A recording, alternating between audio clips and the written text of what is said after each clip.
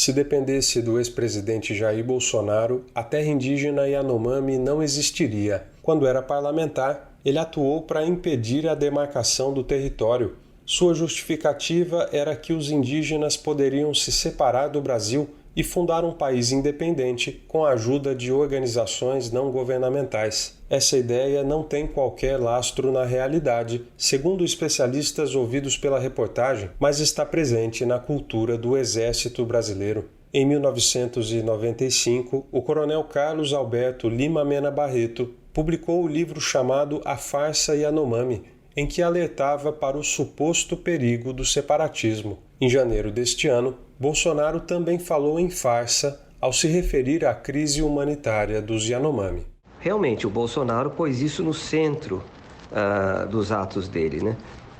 Quando nós vemos hoje a situação dos Yanomami, que vai com certeza render ao Bolsonaro um processo internacional, né? Nós vemos que a que ponto chegou essa política de considerar os Yanomami como praticamente inimigos, né? Isso não há dúvida nenhuma que isso aconteceu no governo Bolsonaro. Ele levou ao extremo, como eu disse, essa interpretação das questões Yanomami. Segundo o especialista, na década de 70 a ditadura militar abriu estradas na Amazônia, que provocaram conflitos e epidemias entre os Yanomami. As violações foram denunciadas em uma campanha internacional feita por países da Europa e organizações do terceiro setor. As teorias conspiratórias sobre os Yanomami foram uma reação à acusação de genocídio. Então eles insistem muito nesse ponto de que um dia, por uma campanha internacional, aquela região dos Yanomami pode virar uma região contestada e ser reconhecida como território independente pela ONU, coisa que é absolutamente inverídica e fora de propósito. Mas esses são os mitos que vão sendo alimentados, né, dentro principalmente do Exército. O líder Yanomami, Dário Copenaua, lamenta ter que rebater notícias falsas em plena crise humanitária. Ele criticou as autoridades bolsonaristas, entre elas Hamilton Mourão, ex-presidente do Conselho da Amazônia. Ao comentar a calamidade na terra indígena Yanomami, o general disse em entrevista a uma rádio gaúcha que há trânsito de indígenas da Venezuela, sugerindo que as vítimas não seriam brasileiras. Então, os Yanomami nós temos no Brasil. Venezuelano, os Yanomami estão venezuelanos lá também. Os nossos parentes estão lá. Mas esses parentes não são da Venezuela, são os do Brasil.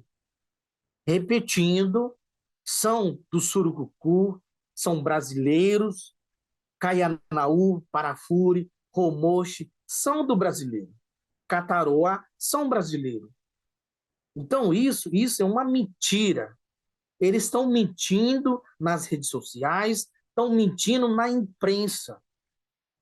Parar de mentir. O coronel Mena Barreto, autor do livro A Farsa Yanomami, morreu em 1995, mas, segundo os especialistas, as teorias conspiratórias continuam influenciando os oficiais do Exército. Para Elaine Moreira, antropóloga que atua na terra indígena há quase 30 anos, é grave que os indígenas tenham sua existência questionada. Afinal, foram eles que ajudaram os militares a construir os pelotões de fronteira, que ficam dentro da área Yanomami e na divisa com a Venezuela. A antropóloga ressalta o papel dos Yekuana, povo que divide o território com os Yanomami. O fato da presença indígena nessas fronteiras, ora interessa e ora é invisibilizado. Muitos deles se alistaram no exército, por exemplo, dos Yekuana, né?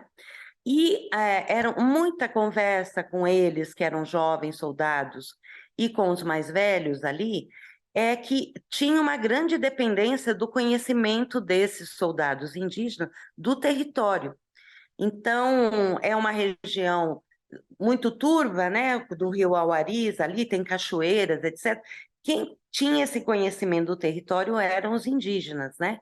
Então, assim, claro que eles têm uma questão que os pelotões usam madeira desses territórios, né? Tem a linha eles têm uma pequena hidroelétrica, né, de produção de energia, Muitos anos depois, os indígenas tiveram acesso a essa energia. A parceria entre indígenas e organizações do terceiro setor é vista pelos militares como uma ameaça à soberania nacional. Para a antropóloga, é uma contradição, já que os Yanomami passaram os últimos 4 anos clamando pela presença do Estado na região. Os apelos por mais saúde e proteção foram ignorados. É muito claro isso, né? Os indígenas nunca foram uma ameaça para a soberania. O que ameaça a soberania hoje? É os invasores, é o que tem sido denunciado, a presença de pessoas armadas, com munição armadas, pistas clandestinas, a usurpação de pistas que deveriam estar sendo usadas pelo serviço de saúde. Isso é que está ferindo a soberania. Então, quem fere a soberania são os invasores.